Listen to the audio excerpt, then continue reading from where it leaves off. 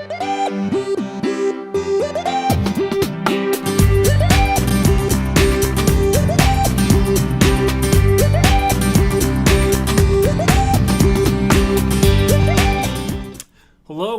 and welcome to KennyRoy.com. I'm Kenny Roy.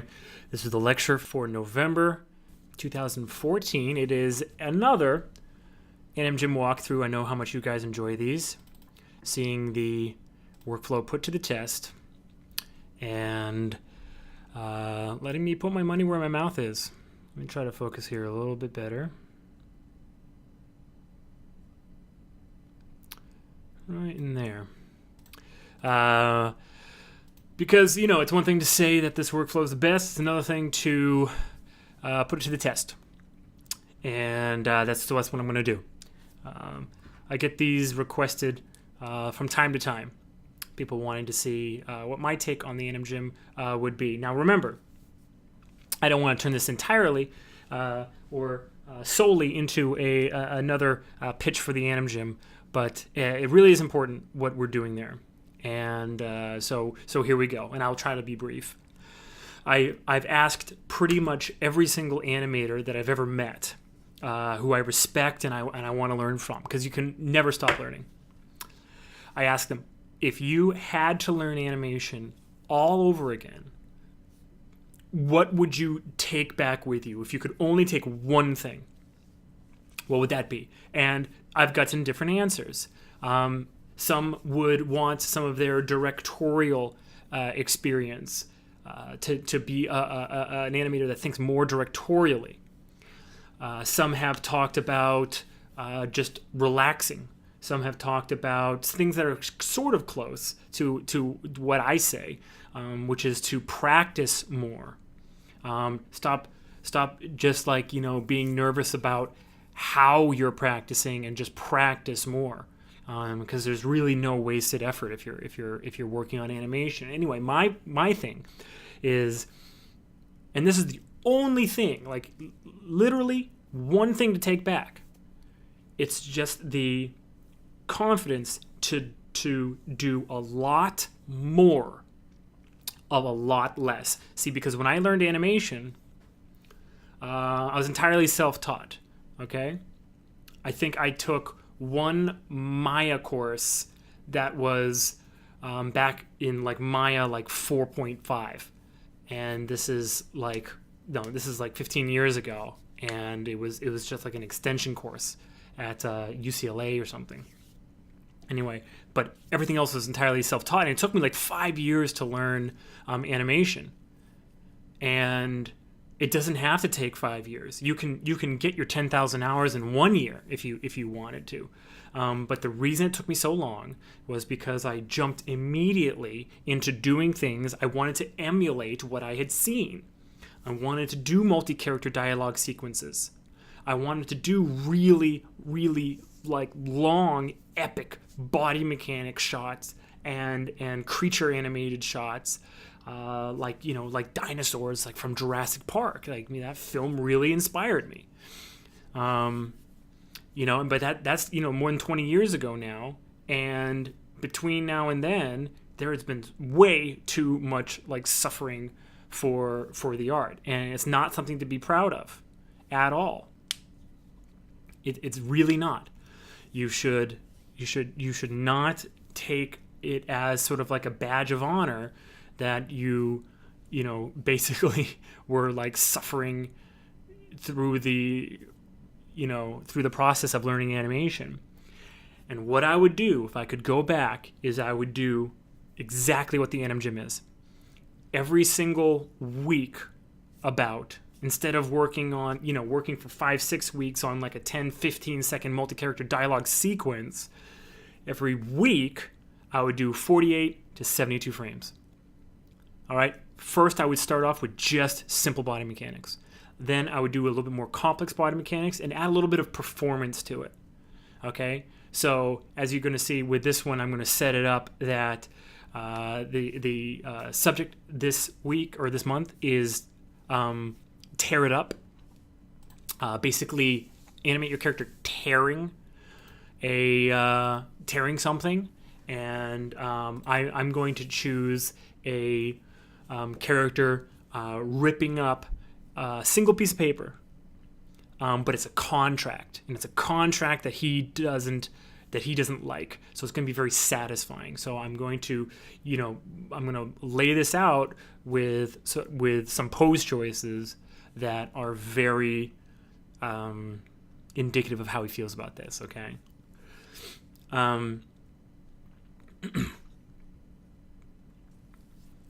And after that, I would probably move on to a little bit of dialogue, not multi-character sequences. This is towards, like, if I'm seriously committing like 10,000 hours in 1 year, this is towards the end of the year. I start maybe doing some dialogue.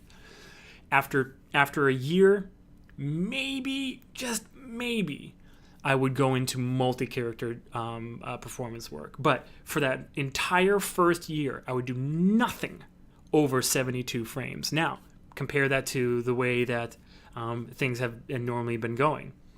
I'm not sure about other curriculums. I'm only familiar with like Animation Mentor, and the frame limits on some of these assignments, in the first 6 months are 250 frames. I would never go anywhere near that. 48 to 72 frames. Why is that? One more time, real quick. Because everyone, when you do assignments that are too big for you, you have to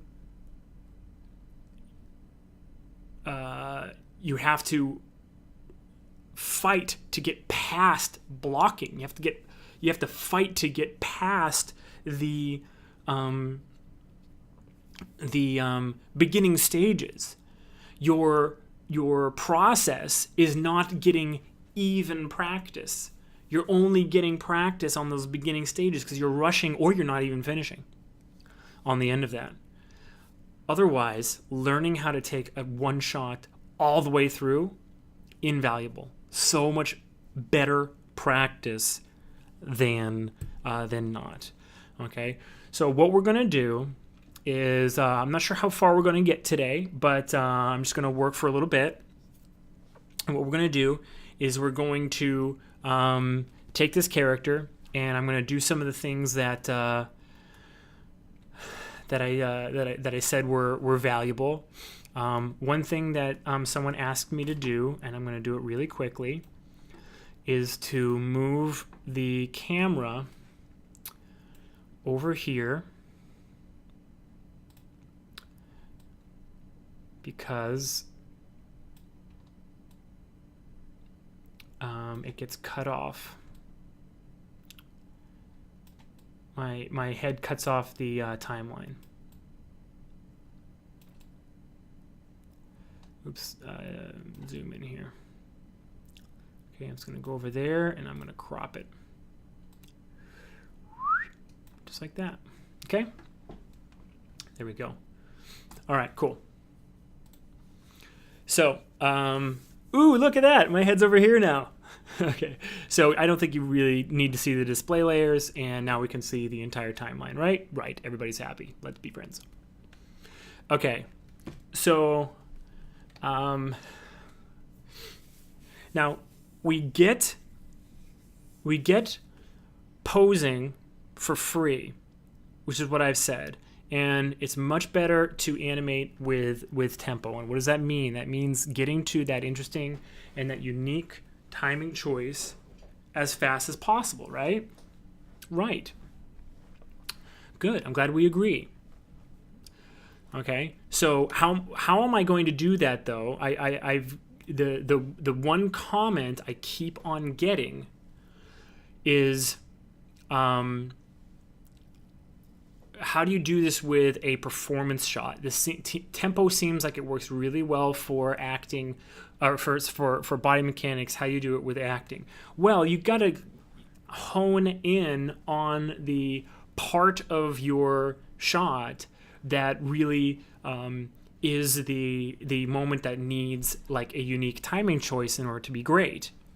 Okay, so what would that be for this shot? For this shot, probably that moment. So my general performance that I want to do, my general performance is he lifts it up and there's like a pause there, and then he rips it kind of like satisfyingly, sort of like across and down, like, and is composed kind of like this, and staring right off at somebody who's watching him do this. Okay, I'm going to imply somebody off screen. All right. I hope I'm not speaking loudly. I have like that, I can hear my voice in my own ear, which is super annoying right now. Super duper annoying. Yes. So, anyway. Yes, so right. So what I want to do is figure out what part of the performance choice that I've chosen is the part that will be a unique timing choice when I'm done with it.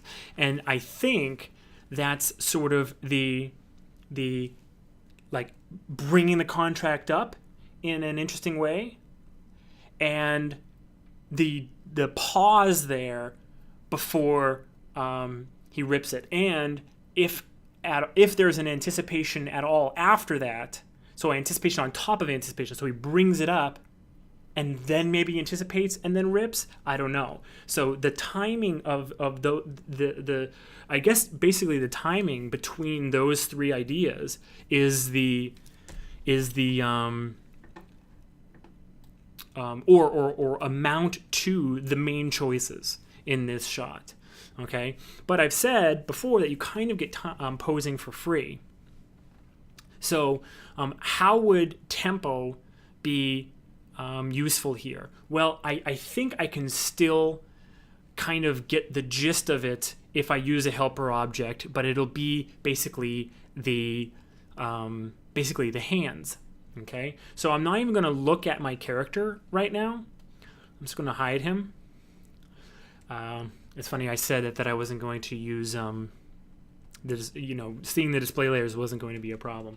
But let me actually just put some spheres right here. And what I'm going to do is my newest workflow as well. So this needs to be at least 48 frames, but let's just put this at 72 max. Okay. What I've been doing lately is instead of using step keys, I've been using just step preview. It's actually been pretty interesting to see some results. It's required just a little bit of a shift on my part to make it so that I'm aware of the fact that I have to lay down some copied pairs. But I'm really liking the results that I'm getting, and if you're watching out for it, you don't actually have any problem laying down the copied pairs where you need to. So here are the hands.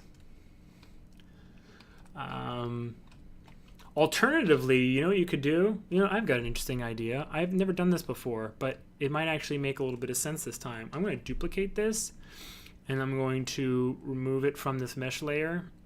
Oh, you see? Remove selected objects. All right. Well, why is it doing that? Oh, because it's in the geo group. Stand by. Let me just bring this out. There we go. And now I'm actually going to just go like this. Now we have his two hands. And I'm going to separate these and center pivot. Why not? Right? Yeah, now we have his two hands. Why not? Okay. So let me just quickly put these in place, and we're going to start putting this together. Okay, so I'm going to set a key, and we're in step preview mode, which means that I'm not going to have to worry about interpolation on this, right? So I want it to probably have just a tiny little bit of a hold, just a breath of a hold there. So maybe 5-frame hold. So in frame 6, they're going to start moving, okay? But remember, we're in step preview mode. So if they are going to start moving on frame 6, then we're not actually going to see that until the next update. So what if if I put them up here, then they're going to stay down there until they pop on frame 10. So what my workflow has been is to set a key like on there, and knowing that it's a copied pair, I just bump it, just bring it to life just a little bit, all right, to show that the movement has started. Okay, what are our important timing moments here? Not what are the important poses, but what are the important timing moments? One is how quickly he gets the paper up by his head, and now let me just kind of put it generally where it's supposed to be. Stand by.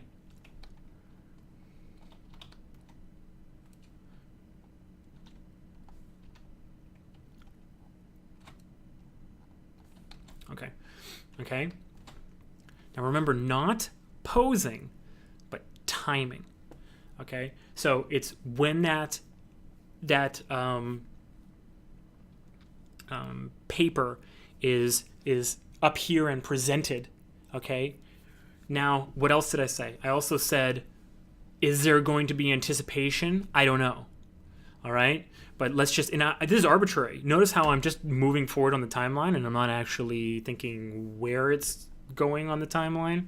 Just kind of arbitrary right now. Because what am I going to do? You know what I'm going to do. You've seen this workflow before. I'm going to use the dope sheet to make adjustments, watch it back, and then decide if it's any better. And I'm not going to faff around with choices and screw around making edits and changes and prejudging what I'm seeing. I'm going to make those changes sort of like unabashed, completely just as if there's nothing going on, and then watch some new animation. As much as I can, try to pretend that I didn't even do that animation. Pretend like it's somebody else's animation and I'm critiquing it like for the first time. If you can do that, if you can achieve that level of separation, you'll be in great shape. Okay? So here we go. Here's the anticipation. All right? Boom, up there like that. Now remember, we kind of get posing for free, so wherever that needs to be in the end, I can fix. Okay? And then the timing of him ripping it, and I want it to be really slow. So it would probably take, I don't know, let's think about this. I have my watch out here. All right, so that's a full 24 frames. Okay, so let's do that. 22 to 46 would be the rip. So let's just go every, I don't know, let's go every 4 frames. Okay. And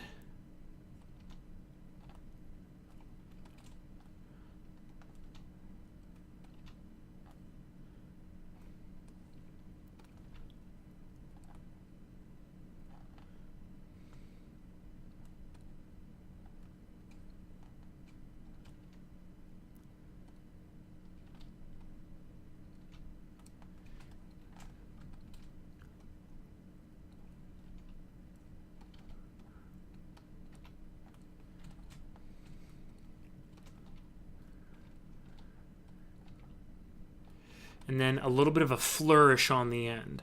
Okay? So really moving that hand kind of out and away and upwards.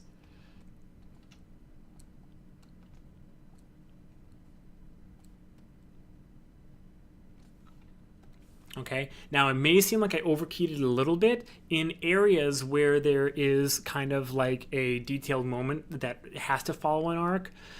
I don't get out of control. I feel like I try to keep it pretty sparsely keyed and still have like something to work with. One fun thing to do is to use a editable motion trail to make those edits a little bit easier to clean up those arcs early on. I don't want anybody to get too caught up in the editable motion trail, though, because we're looking at this for the inspiration of the timing. Okay, a lot more than we're looking at it for the pose. So it's really not entirely necessary to follow it so closely.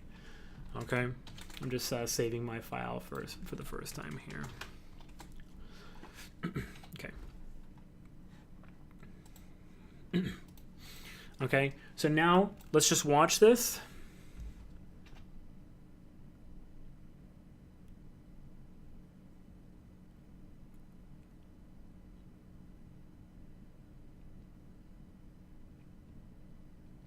Okay, now let's go into the dope sheet and start making some changes and then working them and deciding, you know, what we're getting as we watch it.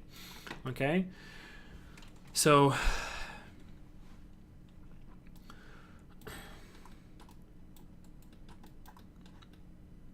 all right, so here's our entire scene. Okay? Let's watch it again.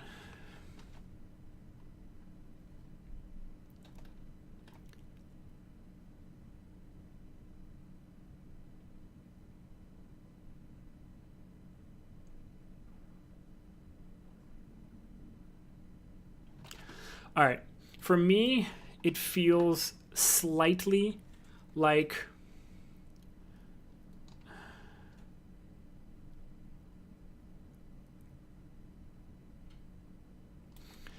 first of all, it doesn't move fast enough up to here.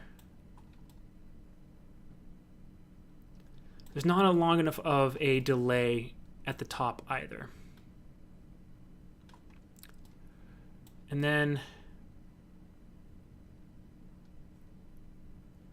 I like this, but this can be tightened up at the bottom so that there's even more of like a little swoosh that's a little bit quicker.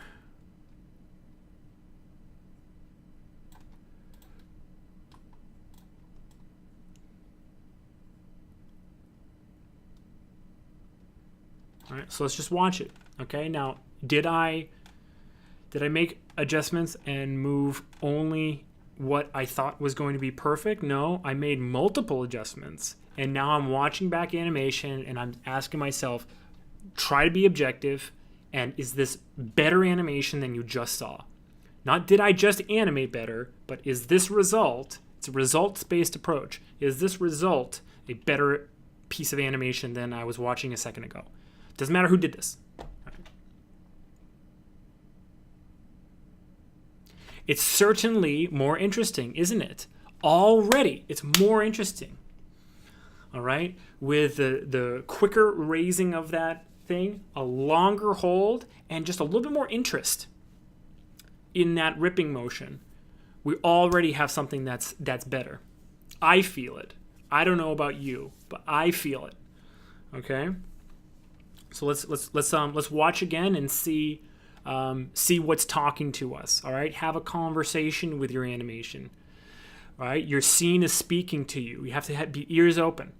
Okay, let's watch and see what it's saying to us.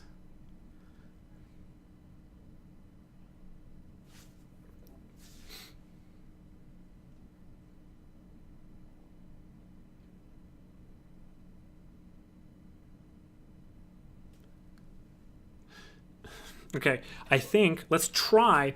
I don't know, but let's try just a slightly longer delay. Hold up at the top there, and then let's try a longer anticipation. Now, I don't know what the longer anticipation is going to mean.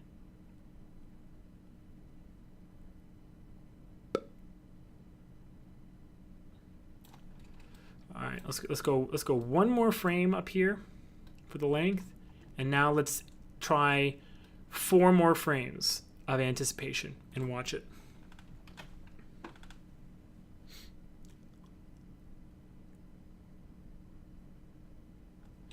Let's try 2 more frames. I have no idea if this is going to be better. I don't know how to like pound this in hard enough. I'm I'm actually just saying, it might sound like I'm like, ooh, that is good. Let's do 2 more frames and it'll be even better. I'm literally just saying, let's add 2 frames. If animation better, we keep animation. Okay? That separation from the decision-making process, removing yourself from that, is why this workflow, I think, works so well, and gets you there so quickly. Okay? It's just move things, because I think we spend so much of our time prejudging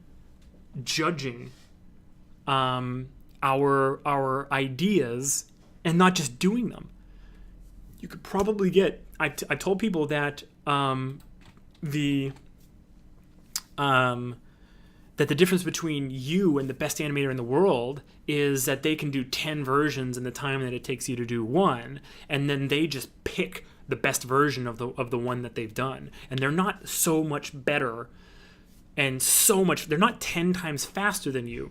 They just spend a heck of a lot. They might be 5 times faster than you, and they spend 5 times less time worrying about the decisions that they're making and trying to make the best decision. They just work.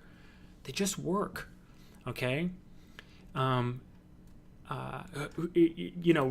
many of you have seen a demonstration by like some of like the 2D animators, like the greats, the best 2D animators that there are, and their draftsmanship, their drawing is so good, and they draw like a perfect character, but it's not right for like the transition, or if it's like they're drawing like a golden pose or whatever, it's not strong enough or whatever, and they're like, oh no, that's not good, and they throw it away. And like, if I could do even like their screwed up drawing, if I could draw even a screw up of like Glenn Keane's, I would be over the moon excited about how good a drawer I am. But I can't. They're not married to their decisions, so they're not so worried about making decisions, because they don't have to be married to them. They're not. They don't have that anxiety, okay? So what was the last thing we did? We added 2 more frames to the anticipation. Let's add 2 more. I don't know what it's going to look like. I don't know.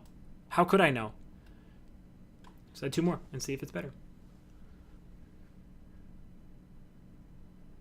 I feel like it's getting more interesting as I'm going this way.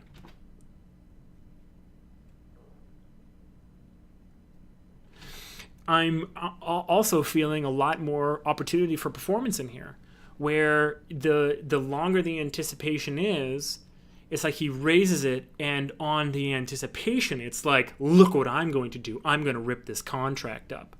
So, I don't know. I'm kind of liking it. Is there a breaking point? That's what we need to decide. 2 more.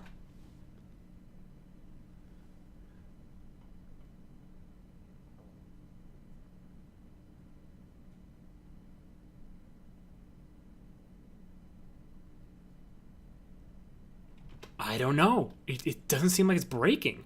It seems like I can just keep on pushing it. Now we're losing time, okay, but I can take some time out of that beginning because I gave myself 6 frames.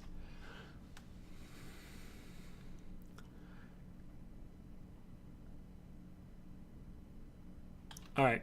That now is starting to feel too long. So let me go back 2 frames to watch what it was before, and then I'm going to go 1 frame forward and then see. Okay, now 1 frame forward. Okay, so this was the breaking point. This was the edge. And now watch what I just did. I didn't take it to the edge and split the difference. I took it all the way to the edge. I do think that this is the near breaking point of the animation. Okay, now you might think to yourself, well, if that's the breaking point, then you probably dial it back from there. No. It's going to get dialed back as I'm working forward.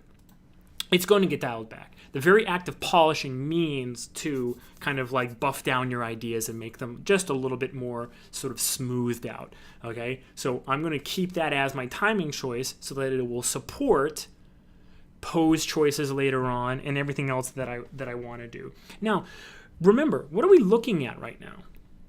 What are we seeing? We are basically looking only at two hands floating in space, no like body to give us anything to go by. We don't even know if this is in the right spot. It's the timing that we're looking at. Do you understand? It is the performance choices that are possible with this interesting, kind of movement that we've chosen. All right. The faster it whips up, the more I kind of see like his face like get intense, and then when he raises it, aha, and then rips it, I'm getting inspired, and that's when I say that you have to have a conversation with your work. Okay, get something on there as quick as possible, and then start letting it give you feedback. All right. I'm getting very excited about the opportunities for performance choice in here that I didn't even know I had when I started this shot. Do you see that? Didn't even know I had when I started this shot.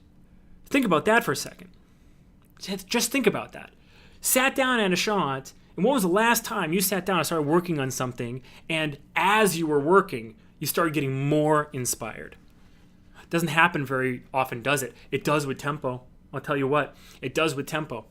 All right. Normally, what you have to do is you have to like go like watch like a How to Train Your Dragon, and then you're like, oh boy, I want to sit back down at my animation. I want to start working again. Think about if you were sitting on a shot and working on it. Ask yourself, when was the last time you were working on something and you started feeling more and more like working on it as you worked? All right, that's what having a conversation with the piece actually means. Okay, giving it something and then letting it give you feedback. Okay, so there's a lot to discover in every single piece of animation, and I've said this as well before. I normally say this at least once in the AnimGym critique webcasts, which is every shot is kind of like put on earth to teach you something. And the quicker you hone in and find what this shot was put on earth to teach you, the better off you'll be and the more fun you'll have. Okay? So look what just happened. I'm just looking at it like it's almost like a pair of like gloves, like floating around in the air. But it's giving me all sorts of inspiration and excitement for getting to that performance choice, to getting to that moment where he's, he has that contract and he's about to rip it, and he like gives a little bit of a aha, I'm about to do this. Okay, so let's watch again. All right, what else is there left to discover in this shot? Let's watch a few more times.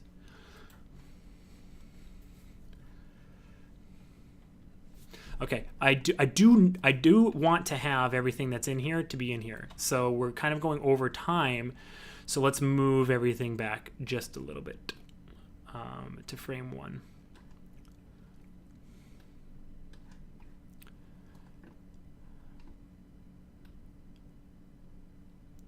Or frame 2.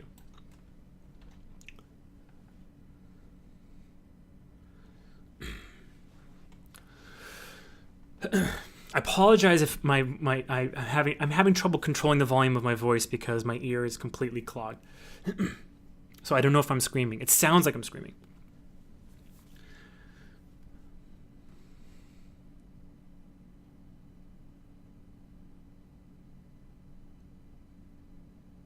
I'm going to add just a little bit of a downward anticipation here. I'm going to do it by setting a key and having this be like this. So it has a little bit more of a whip to it. And I want to kind of show that this is overshot. So I'm going to change this by putting a keyframe 2 frames later into an overshoot like that. All right, so he's really whipping it up next to his head.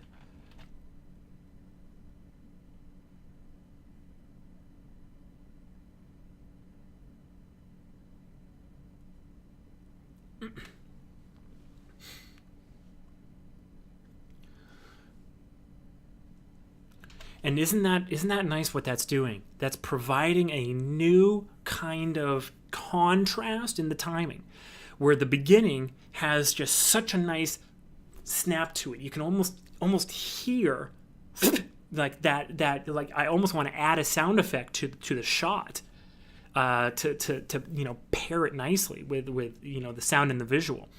And then there's that just really, really nice change of gears where after that nice snappy whip, we have almost like an inhale and then like a nice swooshing kind of action, timed out like almost like the bottom of a swoosh, like pendulum swing. Really, really, really cool contrast came of that.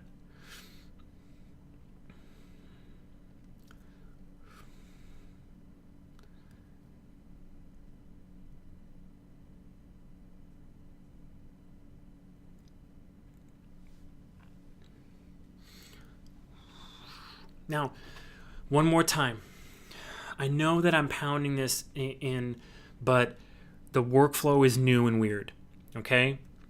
And in discussing the MOOC, I've had some conversations with people talking about workflow, and the more I think about it, the more I think that animators, this current generation of animators, have been done a huge disservice by the survivorship bias. Look that up if you don't know what it is.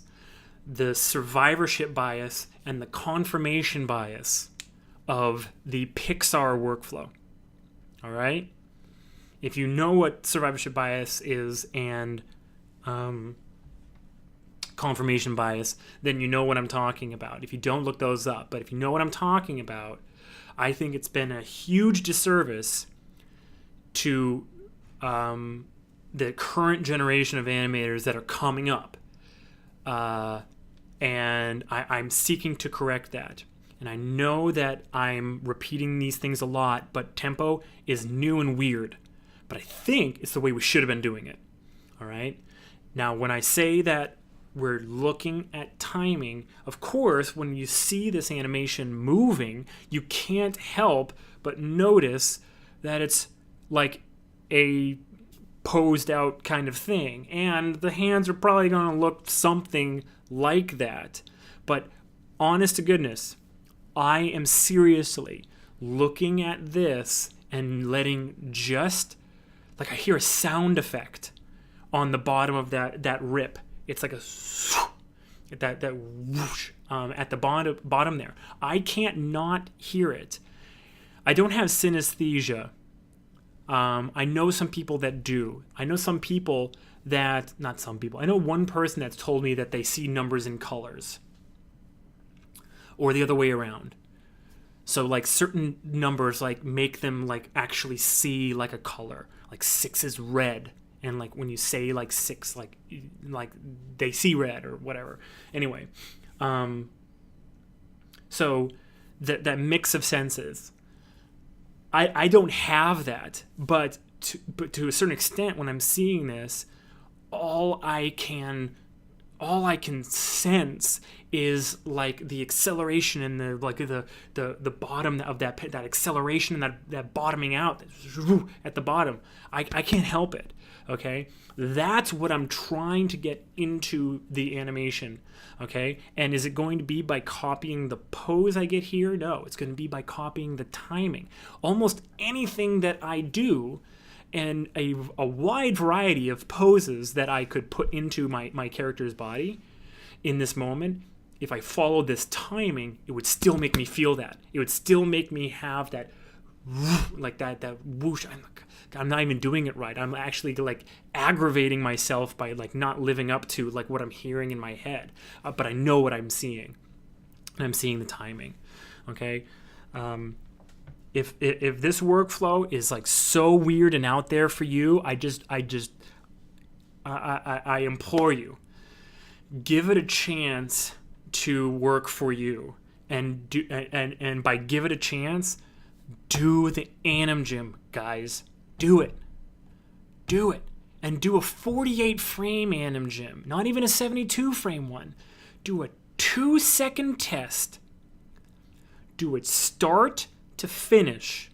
All right, everything: planning, layout, blocking, breakdowns, blocking plus, spline, polish, finish. Okay, just 48 frames. All right, do it with tempo. If you don't know where those lectures are, just search. Do a search on the site. It's very, very good. Just type in tempo, and you'll see pretty much all the materials I have on tempo right now. Okay, do that with tempo. And after you've done a 48 frame test with tempo, if you're not convinced, then don't ever use it again. Okay? Don't ever use it again. You don't have to. I can't imagine why anybody, after doing it right, giving it a fair shake, won't want to switch. Okay? So I have a choice now.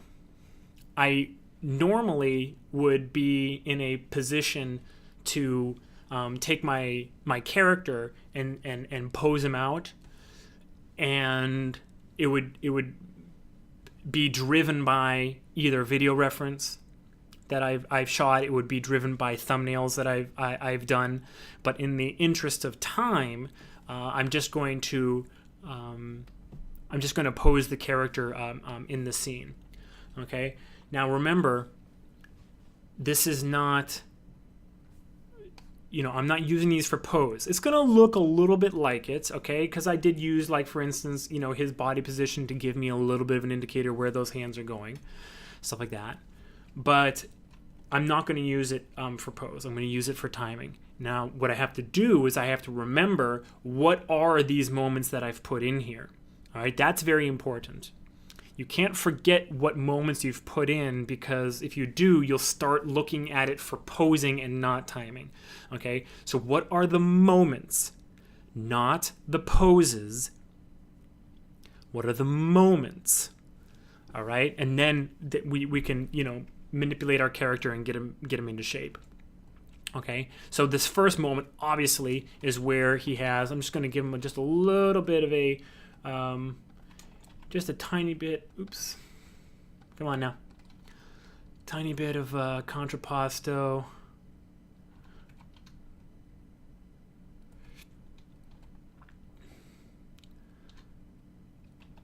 Just counterpose them just a bit. Are these IK? That's fine. Does he have I thought he had an IK spine. All right, it doesn't matter. And now let's have him twisted just slightly. And I'm going to do this in IK, just for ease. I think it's probably going to be a little bit easier just to do this all in IK.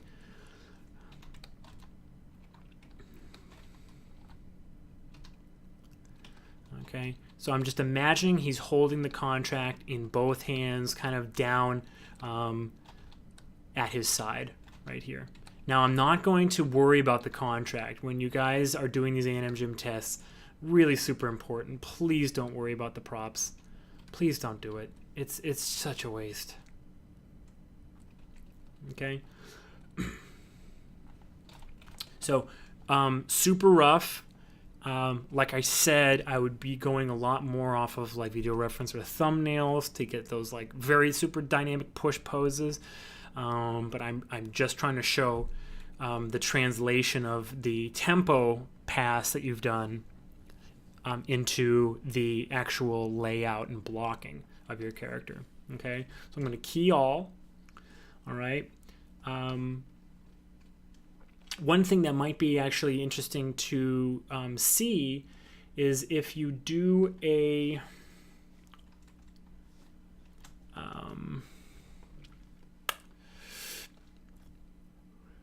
what's a good way to do this? One thing you can do is if you create, let me save first. If you create a editable motion trail, you have all of your frame counters on there. Now it's a little bit stuck together and a little bit hard to see, but kind of a little bit of a help there. 7, 26, 1, 3, 4, 7, 26. Actually, that's, what is that? 7, is this 9? Yeah. Okay. So another way you can do it, if you are if you're sure that you want to just get those keys on the right thing, you can select them all and hit set key and then just lay them all down. And then just say to yourself, you know what? I just set key on everything. It's a little bit of pain in the butt, but at least I know exactly what those moments are. So I'm gonna do that. Another thing that this kind of helps you with is avoiding gimbal lock, because if you key everything and everything pretty much is reset on all of your controls and you're moving off of that, you're working from there, you're probably not going to get a lot of crazy rotations and 360-degree flips in panel, no matter what you do. So anyway, so let's check this out. Okay. So first moment is that little bit of anticipation. Now I did only a tiny bit in the hands here, but I'm going to go a little bit further in the body than I did with the hands. Okay, just trying to start showing you that tempo gets us so far, and then we need to decide what we're doing beyond that to improve it, to plus it up.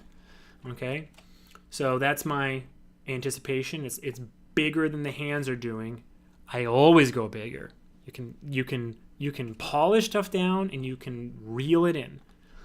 It's really super hard to go bigger once you've gone too far, though. Okay, so then this is just taking us back to the pose that we had before, but I want to sort of show a little bit of what's happening, which is the spine is straightening a little bit, and the hands are traveling faster than the body is. Okay, and maybe a little bit of overlap on the head. You see that? See, that was the natural progression right there. All right, now what is this moment again? We said that at first it was a moment where it was like up there, but then we said, actually, let's make this the overshoot. Okay, so this is the overshoot moment. Now what I like to do is I like to actually do the final pose and overshoot from there. It's a little bit easier to figure out where your overshoot needs to be if you have that final pose. Okay, so I'm going to build this, holding the document up proudly. In fact, this might be a nice time to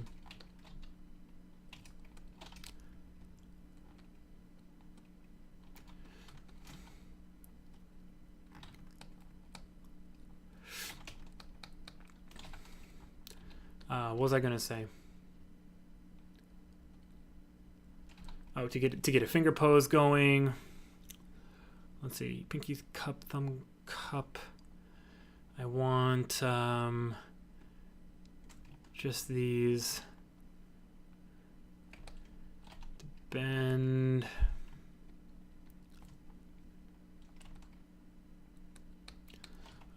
And these need to be basically right next to each other because they're ripping the paper in half. And you'll notice this character does not have great range on his arms here. So I'm beginning to find the limit here, but we're going to do what we can to push the limit. You know, wherever we can. Okay.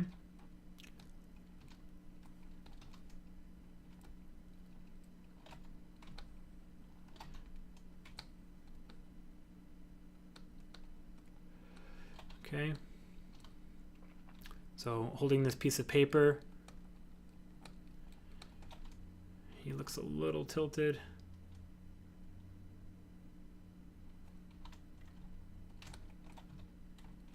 Why am I grabbing geometry?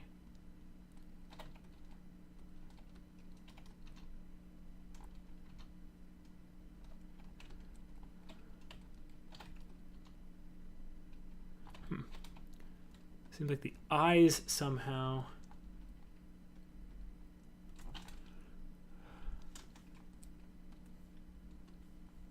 That's crazy. I must have accidentally keyed that.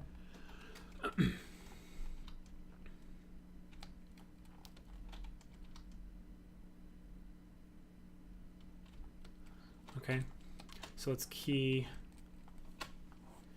all that. Okay, now we go back and do the overshoot. Let's grab all this, set it right here. And the overshoot's going to be what? It's going to be a little bit on the body, just a hair, just a breath, a little bit more on the hands, I would say. Just a breath on the head, right? Something like that. Now we're getting a little bit of range issue right here. So what I'm going to do real quick is just bring this back, bring his body just a little bit more back into range where the knees aren't doing so much work. Okay. Now if he goes too low, if he dips too low in that anticipation, again, really simple fix, right?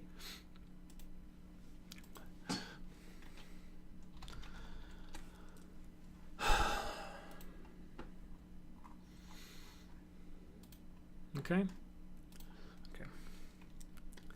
All right. Now what's the next moment? Okay, so we have that, then we have the anticipation. Okay? Now this is a big moment, this anticipation. It's a super big moment because basically what it is the haha, I have the upper hand. So it's going to be a great sort of a character moment, great performance moment. Okay?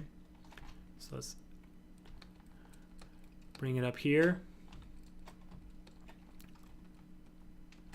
Have him twist just a little bit more towards those arms.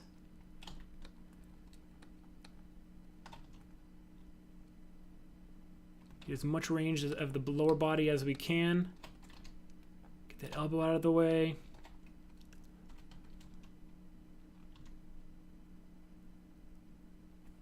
Oof. Really pushing the character.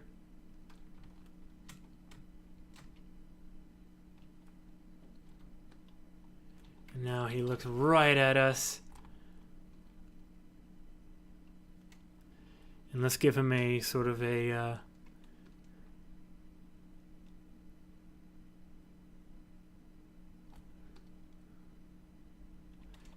what I want is, let's see. There we go. I really want that sort of like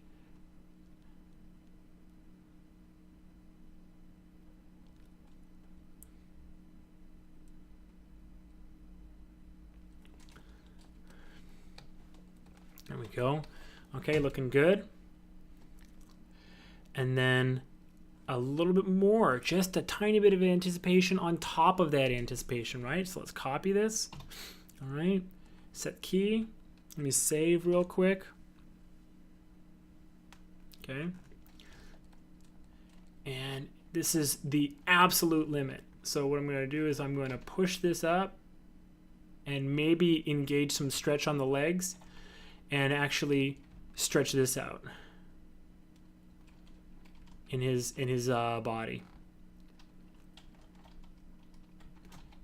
And the hands are definitely beginning to move now. And maybe open the mouth just a little bit.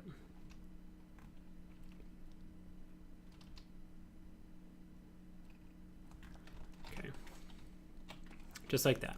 Okay. What's the next moment? All right, he begins ripping. All right, so let's start from actually this pose. Okay. And let's copy it through the rest of the shot, the rest of the, you know, the remainder of the shot rather. Okay. Okay. Now, it's a little bit difficult to keep everything smooth on your character, I understand, on like an arc like this. And as hard as it is, I think I'm a little bit on the fence about whether to recommend, this is just from like an education standpoint, I'm a little bit on the fence of whether to recommend just practicing at it and you'll get better, or to do the trick where you switch to spline and actually do a really quick arc and then key it on those frames and then switch back to step preview, and then you haven't splined anything, you're still in stepped. So those are the two ways to do it. I'm going to try to do it straight ahead, and if it doesn't work out, then it doesn't work out, and we can always do the other method. And I'm specifically worried about the arc on the root, but we'll see how it turns out, okay? So let's just go ahead with that.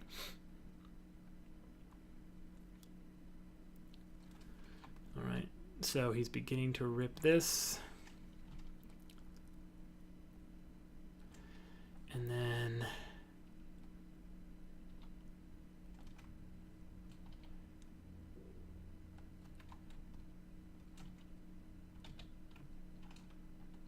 let me translate this back.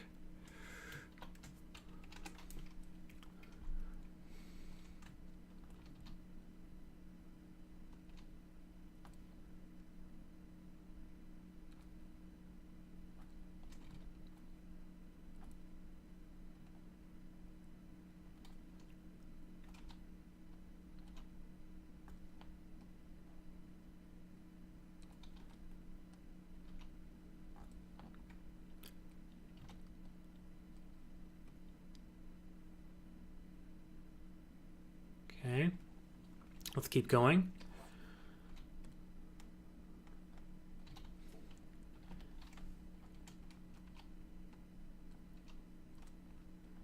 I'm trying to untwist his spine at the same time. At a certain point, I'm going to zero everything and kind of go back, twist it the other way, using just the spine controls. So we'll get there eventually. Let's see. I want him to be looking at us.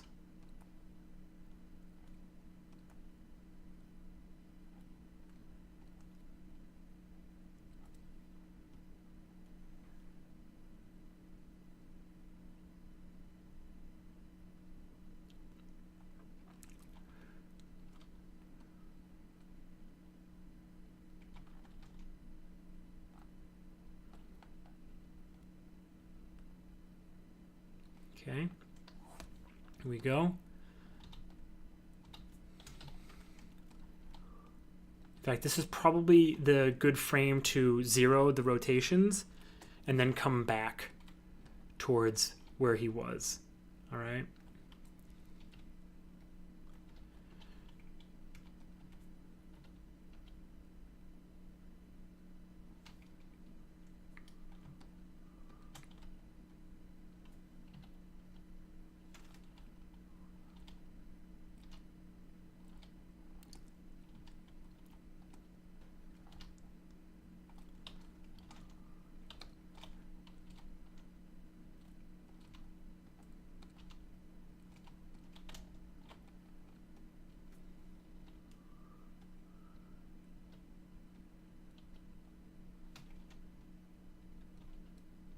Just correcting a little bit of a trajectory issue on that hand.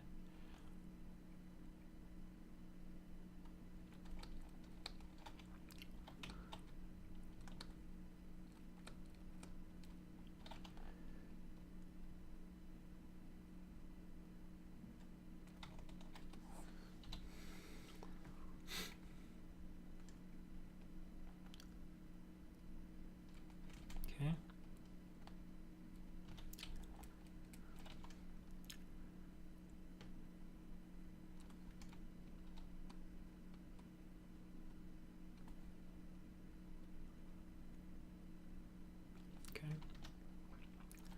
Now it needs to get that acceleration, right? That swoosh that I'm so happy about.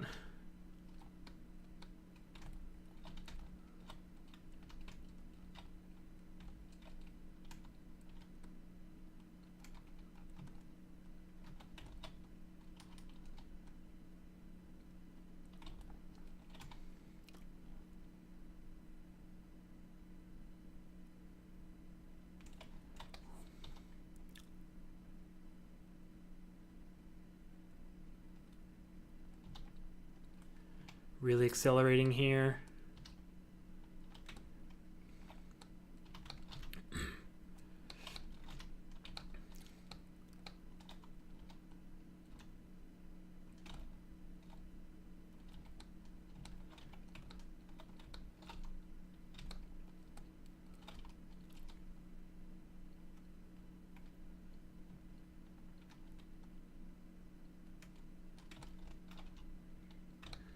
Okay.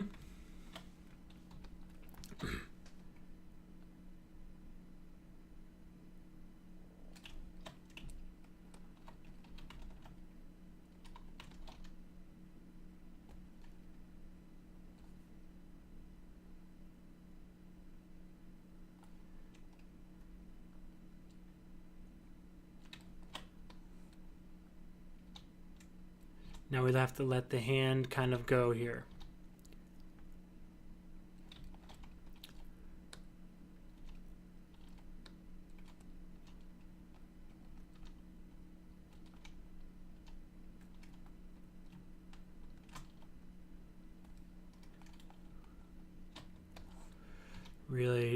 Really quickly trying to finish this last bit of posing up.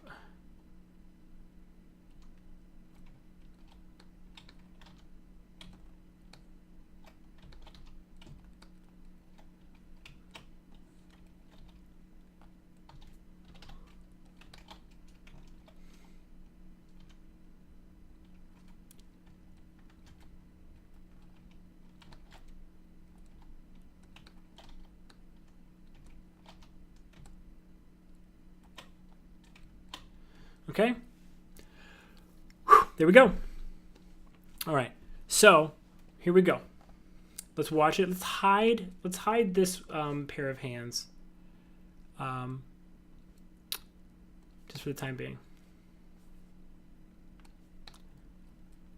Now, I did it that way. I normally would be watching back just to see how the character in pose, even though this is rough posing and it wasn't thoroughly planned, but just to see if the character in pose is kind of accepting kind of the tempo choices I've made. But I wanted to do it this way, basically to name it, create the entire layout pass in one go, straight ahead, so that we would get sort of like, this is the absolute least you're ever going to get from tempo on your first layout pass. Okay, some might even call this blocking, depending on. I probably, if I had like thorough planning on my poses, I would call this blocking, but this is more layout right now. But let's see what we have. Okay.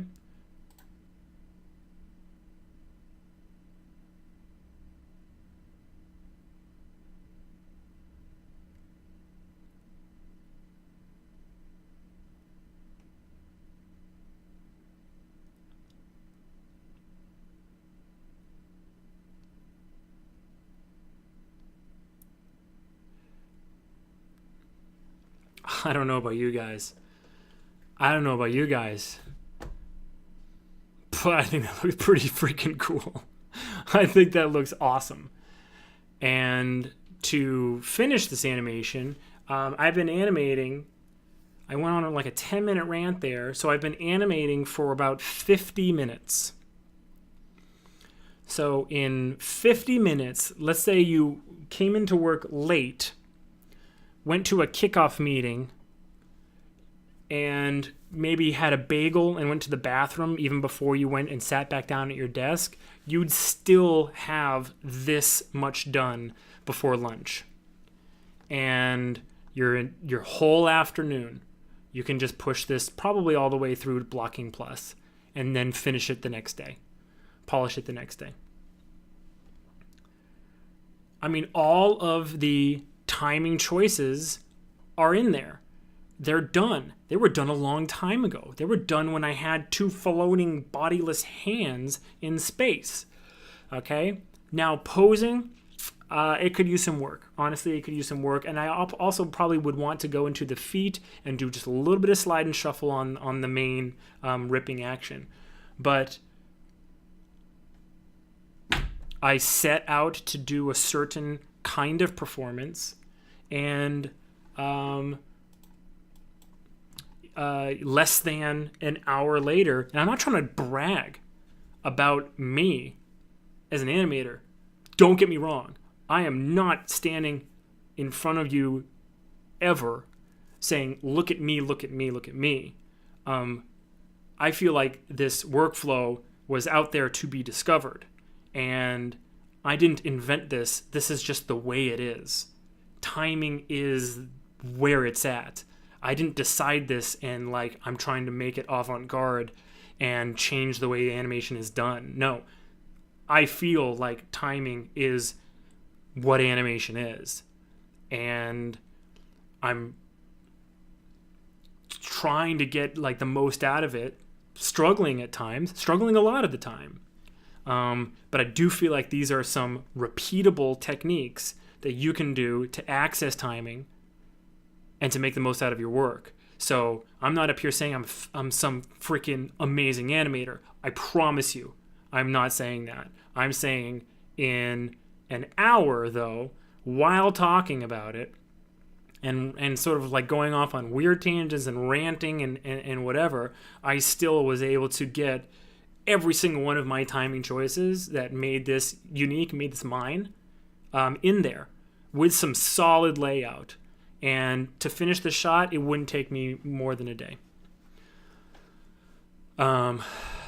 So I guess in summary, we're going to leave it at that today. Yeah, so I guess in summary, what I just want to encourage you guys to do is give tempo a shot.